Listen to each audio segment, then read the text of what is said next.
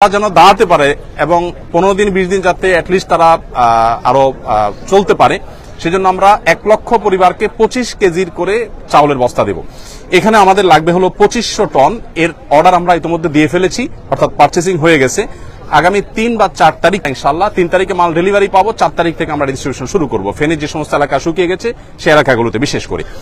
সেখানে আমাদের খরচ হবে 14 কোটি 15 লক্ষ টাকা। সর্বসাকুল্যে আমাদের মোট মালামাল যেটা এই পর্যন্ত আমরা কিনেছি, যার কিছু প্রস্তুত হয়ে বিতরণ হয়ে গেছে, কিছু প্রস্তুত হচ্ছে, আর কিছু ডেলিভারির অপেক্ষা আছে, সব মিলিয়ে দাঁড়াচ্ছে হলো 4357.88 মেট্রিক টন ত্রাণ সামগ্রী। এবং এ পর্যন্ত এই ত্রাণ সামগ্রীর পেছনে আমাদের যে খরচ হয়েছে সেটা হলো 30 কোটি 73,08,950 টাকা। আপনাদেরকে একটু জানিয়ে রাখতে চাই, আমাদের এ পর্যন্ত যে ফান্ড আমাদের কাছে এসে পৌঁছেছে, আপনারা সাংবাদিক ভাইরা বারবার আমাকে প্রশ্ন করেছেন কত টাকা এসেছে। আমরা থেকে আমরা চেষ্টা করেছি, রাত দিন এখানে কাজ চলছে। আপনারা দেখতে পাচ্ছেন আমাদের পেছনে যে কার্যক্রম, এই কার্যক্রম সারাদিন চলছে, রাতভর চলছে এবং আমাদের আজকে 10ম দিন চলছে কাজের। আর এই জায়গাতে 8ম দিন, গত শুক্রবার থেকে আমরা শুরু করেছি এই জায়গাতে।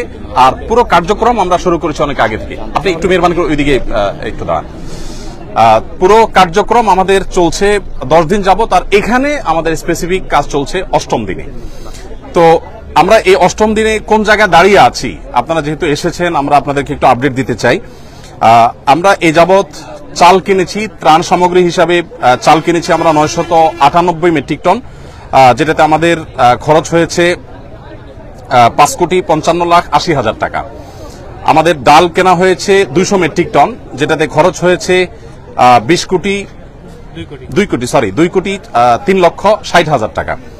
আমাদের লবণ কেনা হয়েছে 112 তেল কেনা হয়েছে 200 মেট্রিক টন, সেটাতে খরচ হয়েছে 3,15,40,000 টাকা। আর লবণ কেনা হয়েছে 112.50 মেট্রিক টন, যেটাতে খরচ হয়েছে আমাদের 38,30,000 টাকা।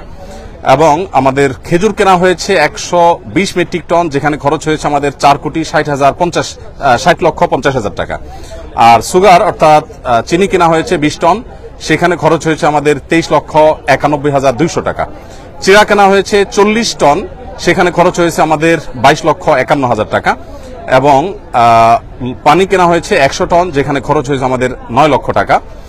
আর ভুসি অর্থাৎ গোখাদ্য কেনা হয়েছে 67.38 মেট্রিক টন, সেখানে আমাদের খরচ হয়েছে 29,06,750 টাকা।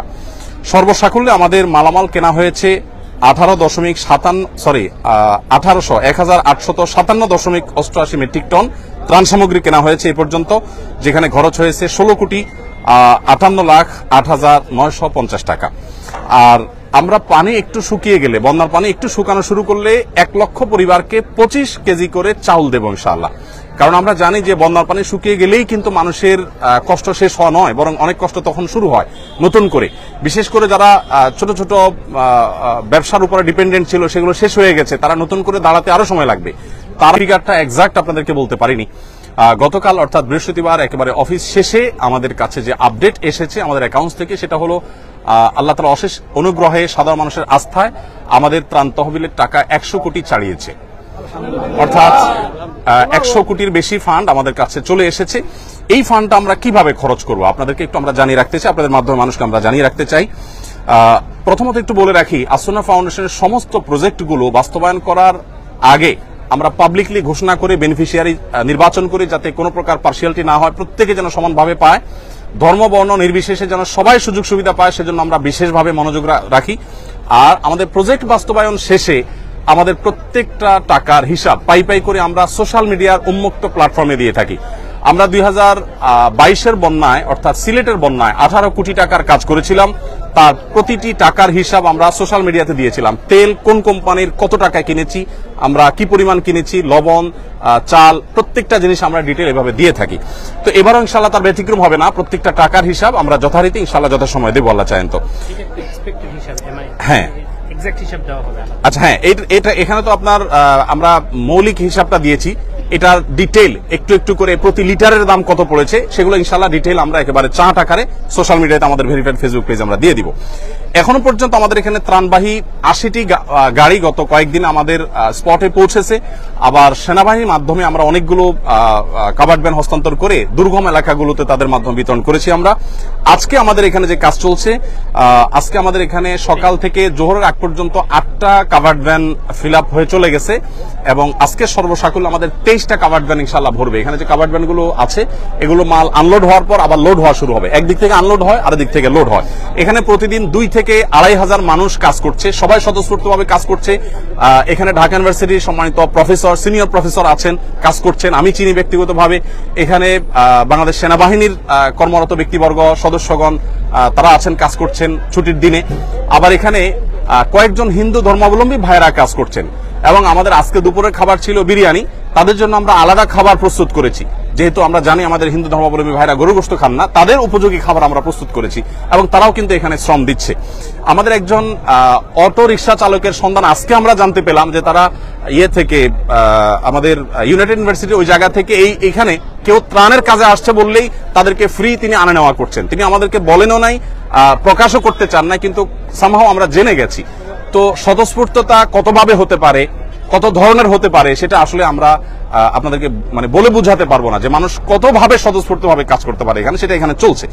তো আমরা একটু আপনাদেরকে জানিয়ে রাখতে চাই যে যত টাকা আমাদের কাছে এসছে এবং এক্সপেক্টেড আরো যে টাকা আসবে, আমরা কিছুদিনের মধ্যে ইনশাআল্লাহ আমাদের ফান্ড ক্লোজ করব, অর্থাৎ এই তহবিলে আর আমরা ডোনেশন সংগ্রহ করব না। আমাদের প্রত্যেকটা প্রজেক্ট বাস্তবায়নের ক্ষেত্রে আমরা এই নীতিমালা ফলো করি। একটা নির্দিষ্ট সময়ের পর আমরা বলে দেই এই প্রজেক্টে আর কোনো টাকা দেওয়া যাবে না, আমরা অফ করে দেই, কারণ আমাদের একটা প্ল্যান থাকে, প্ল্যান অনুযায়ী আমরা সাধারণত কাজ করে থাকি।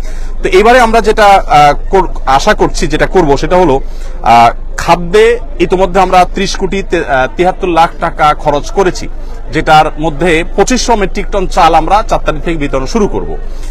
আর এর বাইরে কৃষি এবং ব্যবসা যে ক্ষতি হয়েছে আমাদের কৃষক এবং সমস্ত টাকা আমাদের অনলাইনে আমরা দিয়ে থাকি, মোবাইল ব্যাংকিং এর মাধ্যমে। নগদ কোনো টাকা আমরা সাধারণত দেই না, কারণ এখানে ট্রান্সপারেন্সির যে জায়গাটা সেটা তখন পরিচ্ছন্ন থাকে, কারণ যাদের মাধ্যমে আমরা দেবো তারা তো ভলান্টিয়ার। তো কারোর কাছে আমি টাকা দিব, সে আবার হস্তান্তর করবে, এটা আমরা করি না।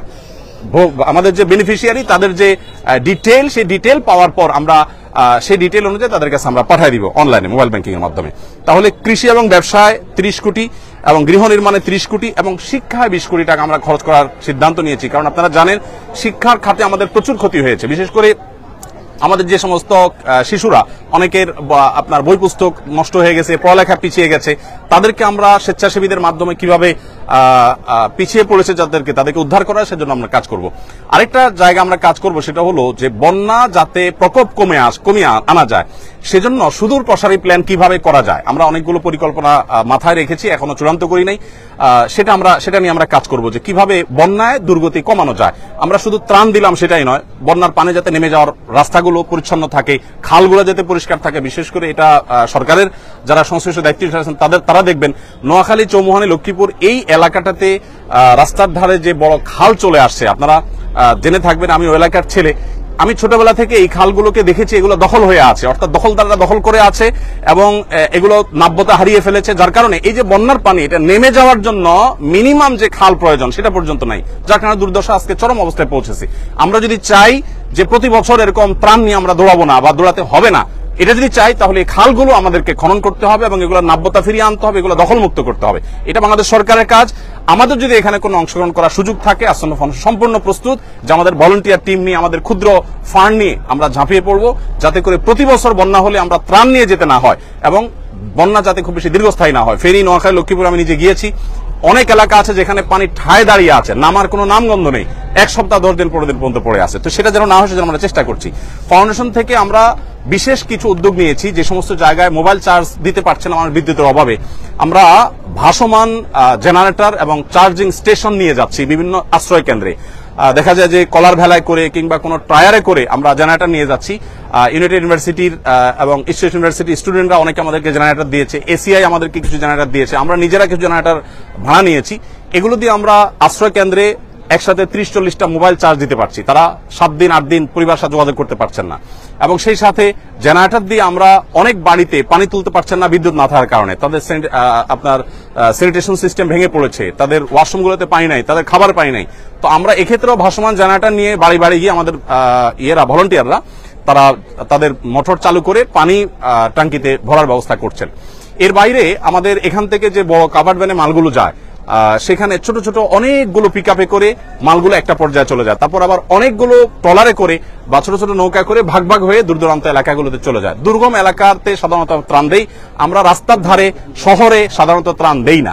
এবারও আমি যতবার গিয়েছি 2 ঘন্টা 2.5 ঘন্টা 1.5 ঘন্টা ভেতরে ঢুকে তারপর আমরা ত্রাণ বিতরণ করেছি। আমাদের কাছে যে সমস্ত ত্রাণের সামগ্রী মানুষ দিয়েছে সেগুলো কিন্তু আমি যে হিসাব দিয়েছি এর বাইরে, অর্থাৎ আমাদের যে 4300 টন আমরা ত্রাণ সামগ্রী দিচ্ছি এগুলো আমাদের পারচেসিং করা। এর বাইরে আরো বহু জিনিস আমাদের কাছে এসেছে বিভিন্ন প্রতিষ্ঠান থেকে, বনরুটি, পাউরুটি, কেক, গুঁড়ো দুধ, মুড়ি, পোশাক, মেয়েদের পোশাক, ছেলেদের পোশাক, কারণ আশ্রয় কেন্দ্রগুলোতে তাদের পোশাকের দরকার হয়, এক পোশাকে চলে আসছে।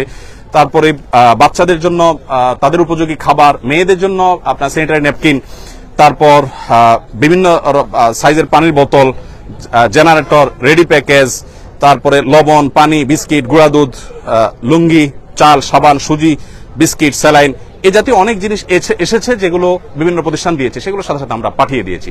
তো এই হলো আমার কাছে আপডেট যে 100 কোটি টাকা আমাদের ক্রস করেছে ফান্ড, সেটাকে আমরা কিভাবে খরচ করবো একটা পরিকল্পনা আপনাদেরকে দিয়েছি। আর পুঙ্খানুপুঙ্খ প্রতিটি টাকার হিসেব আলাদা করে আমাদের প্রত্যেকটা প্রজেক্টে যেভাবে করি ঠিক একইভাবে আমরা প্রজেক্ট শেষে ইনশাআল্লাহ আপনাদের মাধ্যমে জানাবো, আর ডিটেইল প্ল্যান যেটা সেটা আমরা জানাবো ইনশাআল্লাহ। আর একটা বিষয় একটু বলি যে আমাদের এই যে পরবর্তী কার্যক্রম হবে সেটা আমরা কিভাবে করব। আমরা অন্যান্য প্রজেক্টগুলো যেভাবে করি যে প্রত্যেকটা প্রজেক্টে আমরা উপকারভোগী নির্বাচনের জন্য কয়েকটা লেয়ারে আমরা কাজ করি। প্রাথমিকভাবে আমরা গুগল ফর্ম দিয়ে অনলাইনে বলি যে আপনার আশেপাশে যারা আছেন দুর্গত, অভাবগ্রস্ত, তাদের তথ্য দেন। যেমন বৈষম্যবিরোধী ছাত্র জনতার আন্দোলনে যারা মারা গেছেন তাদের জন্য আমরা ইতিমধ্যে বলেছি যে আমরা 5 কোটি টাকা বাজেট আমরা দিয়ে দিয়েছি, আরো 5 কোটি টাকা করার আমাদের স্বপ্ন বা পরিকল্পনা আছে। তো এইখানে কাজ করবার জন্য আমরা গুগল ফর্ম দিয়ে দিয়েছি যে আমরা কোনো লোক নির্বাচন করব না, আপনারা সাধারণ মানুষ সারা দেশ থেকে তথ্য দেন। তথ্য দেওয়ার পর এই বন্যার ক্ষেত্রে একই আমরা তথ্য নিব। তথ্য দেওয়ার পর যে সমস্ত স্টুডেন্টরা আছেন, কলেজ ইউনিভার্সিটি পড়ুয়া স্টুডেন্টরা আছেন, তারা অনেকে আমাদের স্বেচ্ছাসেবী, তাদেরকে আমরা এলাকায় পাঠাবো এই তথ্যগুলো ভেরিফাই করার জন্য। প্রত্যেকটা তথ্যের সাথে বাস্তবে মিলানোর পর তারা সুপারিশ করবেন, স্থানীয় ইমাম সাহেবরা সুপারিশ করবেন। এর পরের ধাপে এসে আমরা ইমপ্লিমেন্টেশন যাব, অর্থাৎ তাদেরকে উপকারভোগী আমাদের সেই সেবাটা আমরা তাদেরকে দেব, যাতে করে উপযুক্ত ব্যক্তি পান। এখানে মাঝখান থেকে কোনো সুবিধা যেন নিতে না পারে অবৈধভাবে, অনৈতিকভাবে, সেজন্য আমরা খুবই সচেষ্ট। তো এই হলো মোটামুটি আমাদের কার্যক্রম। আর এর বাইরে যদি কোনো বিশেষ প্রশ্ন থাকে আপনারা করতে পারেন। তাদের পুনরায় কৃষি কাজ শুরু যেন করতে পারে সেজন্য আমরা তাদেরকে অর্থ সহায়তা দিব। আমরা আসুন্নাহ ফাউন্ডেশন থেকে ক্ষুদ্র ঋণ, সেটা আপনার সুদমুক্ত হোক আর সুদযুক্ত হোক, কোনোভাবে আমরা সুদ ঋণ দেই না, বরং আমরা সম্পূর্ণ ডোনেশন দিয়ে তাদেরকে দাঁড়াবার জন্য আমরা সহায়তা করি। তো সেই জায়গা থেকে কৃষি এবং ব্যবসা বলতে ছোট ছোট ব্যবসায়ী, একজন মুদি দোকানদার, তার দোকানটা পুরোটা পানিতে আপনার শেষ হয়ে গেছে, তখন তাকে আবার একটা দোকান আমরা দাঁড় করে দেওয়ার জন্য কাজ করব। এই খাতে আমরা 30 কোটি টাকা খরচ করার পরিকল্পনা প্রাথমিকভাবে হাতে নিয়েছি, যে আমরা কৃষি এবং ব্যবসায় 30 কোটি টাকা খরচ করব। আমরা জানি যে প্রচুর মানুষ গৃহহীন হয়ে গেছেন, যারা গৃহহীন হয়ে গেছেন সেই মানুষগুলোর জন্য আমাদের পরিকল্পনা হলো যে আমরা 30 কোটি টাকা ইনশাআল্লাহ খরচ করব এই খাতে। অর্থাৎ যারা গৃহহীন হয়ে গেছেন, কাউকে হয়তো আমরা 10,000 টাকা দিয়ে সহায়তা করব, কাউকে 20,000 দিয়ে, কাউকে 1 লাখ দিয়ে। এটা ভ্যারি করবে যে কার অবস্থা কতটুকু, অর্থাৎ ক্ষতি কি পরিমাণ হয়েছে। কারণ আমরা জানি সবার একরকম ক্ষতি হয় নাই, কারোর একেবারে শেষ হয়ে গেছে সব, তাকে হয়তো 1 লাখ টাকা আমরা দিব। 1 লাখ টাকা বলতে 1 লাখ টাকা আমরা একসাথে দিয়ে দিব না, তাকে একটা নির্দিষ্ট সার্টেন অ্যামাউন্ট দিয়ে বলবো এই পর্যন্ত আপনি কাজ নিয়ে আসেন, তারপর আপনি দ্বিতীয় কিস্তি পাবেন, তারপর তৃতীয় কিস্তি পাবেন, যাতে করে টাকাটা পেয়ে গরিব মানুষ নষ্ট করে না ফেলে। মানুষ হয়তো তার ছেলে প্রবাসে থাকে, তার বাবাকে যদি আমরা ত্রাণ দেওয়ার সময় ছবি তুলি, ভিডিও করি, অনেক বেশি ফটো সেশন করি, ছেলে দেখে নিশ্চয়ই সেটা তার কাছে ভালো লাগে, কাজ করবে না। এই জন্য আমি আপনাদের মাধ্যমে বিনীতভাবে আহ্বান করতে চাই, যারা ফিল্ডে কাজ করছেন তারা যেন এই কাজটা না করেন। আজকের দিনে অন্তত 3টি মেসেজ আমি আমাদের টিমকে দিয়েছি, অর্থাৎ আমাদের টিম যারা কাজ করছে তাদের আমি বলেছি যে খবরদার ফটো সেশন নির্ভর কাজ যেন না হয়। হ্যাঁ, কিছু ফটো আমাদের নিতে হয় আমাদের ট্রান্সপারেন্সির জন্য, যেহেতু আমরা সোশ্যাল মিডিয়ার মাধ্যমেই ফান্ডটা পাচ্ছি, অতএব সোশ্যাল মিডিয়াতে তো আমাদের জানাইতে হবে। আমাদের অনেকে বলছেন ভাই অমুক এলাকায় কোনো কাজ হচ্ছে না, অথচ সেই এলাকাতে স্টিল আমি নিজে আছি, তখন আমাকে মেসেজ করা হচ্ছে ভাই এই এলাকাতে আপনাদের কোনো টিম যায় নাই। আমি বললাম আমি স্টিল ওখানে দাঁড়িয়ে আছি। এখন আমি যে দাঁড়িয়ে আছি এটা প্রমাণ করার জন্য তো ওখানকার কিছু ছবি কিছু ভিডিও আমাদেরকে দিতে হয়। এটা হলো আমাদের ডোনারদের কাছে আমাদের যে জবাবদিহিতার জায়গাটা সেটাকে পরিষ্কার করবার জন্য। কিন্তু এখানে আমরা চেষ্টা করি কোন উপকারভোগীর ছবি যদি আমরা প্রচার করি যথাসম্ভব ব্লার করে দেওয়ার। হ্যাঁ, এর বাইরে কাউরটা প্রচার করলে আমরা জিজ্ঞেস করে নিই যে আপনার ছবি আমরা প্রচার করতে পারে। অনেকে খুব খুশি মনে বলেন, নিজেই ফটো সেশন করেন যে হ্যাঁ আমার ছবি সহ যাক, কোনো অসুবিধা নেই। তো আমরা দায়িত্বশীলতার রক্ষা করার চেষ্টা করছি। তারপর আমি আহ্বান করব আমাদের টিম মেম্বারদেরকে, আমরা বলি অন্যদেরকে আহ্বান করব যে আমরা যেন এই ত্রাণ দিতে গিয়ে অন্তত ফটো সেশনটা খুব বেশি না করে ফেলি, প্রয়োজনের বাইরে যেন না করি। আমাদের না প্রতি বছর কিন্তু বৃক্ষরোপণ করি, এবছরই না শুধু 3 লক্ষ বৃক্ষরোপণের এই প্রজেক্টটি আমাদের 1 লাখের কাছাকাছি এসে থেমে গেছে, কারণ তখন থেকে দেশে এই আন্দোলনের কারণে আর এই কাজটা আমরা চালাতে পারিনি। আর যেহেতু গাছ লাগানোর একটা নির্দিষ্ট সময় আছে, অতএব আমরা চাইলে এটা আর আগামী মাসে করতে পারবো না, এজন্য এই প্রজেক্টটা আমাদের থেমে গেছে। বাট ছাত্র জনতার যে আন্দোলন হয়েছে, বৈষম্য বিরোধী আন্দোলন, সেখানে হতাহতদের জন্য আমাদের যে সহায়তা, সেই সহায়তার যে কাজটা সেটা আমাদের চলমান আছে, এটা কিন্তু আমাদের থেমে যায় নাই। এবং এই ডিপার্টমেন্টে যাদেরকে দায়িত্ব একাধিকবার, আর ভাই যেটা বলেছেন জাকাতের টাকার কিন্তু একটা সুনির্দিষ্ট খাত আছে, একটা নির্দিষ্ট ধরনের ব্যক্তিদের জন্য জাকাতের টাকা ব্যয় করতে হয়। এটার মৌলিক ভাবে বলা যায় একেবারে হতদরিদ্র মিসকিনদের জন্য। এই জন্য আমরা সবসময় বলি যে বন্যার্থদের সেবায় বা বন্যার্থদের সহযোগিতায় জাকাতের অর্থ যথাসম্ভব না দেওয়াটাই নিরাপদ। কারণ হলো বন্যার্থদেরকে যখন আমরা দিতে যাব তখন আমরা এইটা বলার সুযোগ নাই ভাই আপনি কি ধনী না গরিব, আমি ত্রাণ দিতে গিয়ে এই ভেদাভেদটা আমি তখন করার সুযোগ নাই। বাট আমাদের জেনারেল যে জাকাত দিতে যায় তখন কিন্তু আমরা একটা ফরম দেই, সেই ফরমের তথ্য উপাত্ত নেই, তার কি অ্যাসেট আছে না আছে ওইটা আমরা নিরূপণ করি। এখানে যেহেতু সেই সুযোগ থাকছে না, এই জন্য আমরা বলি যদি কেউ জাকাতের টাকা এখানে দেয় তাহলে। আর আহত যারা, তাদের মধ্যে 1000+ আহত ব্যক্তির কাছে ইতিমধ্যে টাকা আমরা পাঠিয়ে দিয়েছি, যেটা 3 কোটি প্লাস টাকা ইতিমধ্যে আমরা আহত ব্যক্তিদের হাতে হস্তান্তর করে ফেলেছি। আর বাকি 1000+ আবেদন এই টাকা আমাদের প্রক্রিয়াধীন আছে, যেটা চলে যাবে খুব শীঘ্রই। তো হতাহতদের জন্য সহায়তার যে কাজটা, এটা আপন গতিতে চলছে। আমাদের এই ত্রাণ কার্যক্রমের কারণে সেটা কোনোভাবে বাধাগ্রস্ত হচ্ছে না। ওইটা 20 কোটি, আমাদের শিক্ষার জন্য 20 কোটি, এবং পুনর্বাসনের জন্য 30 কোটি, এবং ব্যবসায়ী যারা ক্ষতিগ্রস্ত হয়েছেন, ক্ষুদ্র ব্যবসায়ী এবং কৃষক যারা ক্ষতিগ্রস্ত হয়েছেন তাদের জন্য 30 কোটি টাকা খরচ করার পরিকল্পনা হাতে নিয়েছি। এর বাইরে পরবর্তী কোনো দুর্যোগ হলে সেটা যেন আমরা মোকাবেলা করতে পারি বা সেটা যেন খুব বেশি ভয়াবহ রূপ নিতে না পারে, সেটার জন্য আমাদের একটা আলাদা প্রজেক্ট আছে। সেটার এখন আমরা চূড়ান্ত করতে পারিনি যে সেখানে আমরা কতটা খরচ করবো, এটা নির্ভর করবে ফান্ড আর কি আসছে না আসছে। তবে আমরা খুব শীঘ্রই ফান্ড নেওয়া বন্ধ করে দেন, তাহলে একটু হিসাব করে দিতে হবে। আর যদি পার্টিকুলার কোনো গরিবকে আপনি দেন তাহলে কোনো হিসাবের দরকার নেই, জাকাতটা আপনি দিতে পারবেন। অর্থাৎ একজন গরিব আপনি জানেন আপনার এলাকার বা কারোর মাধ্যমে আপনি নিরূপণ করতে পেরেছেন যে তিনি আসলে জাকাতের হকদার, তার আসলে কিছু নাই, তো তাকে অবশ্যই আপনি ত্রাণের টাকা জাকাতের টাকা থেকে দিতে পারবেন। ধন্যবাদ।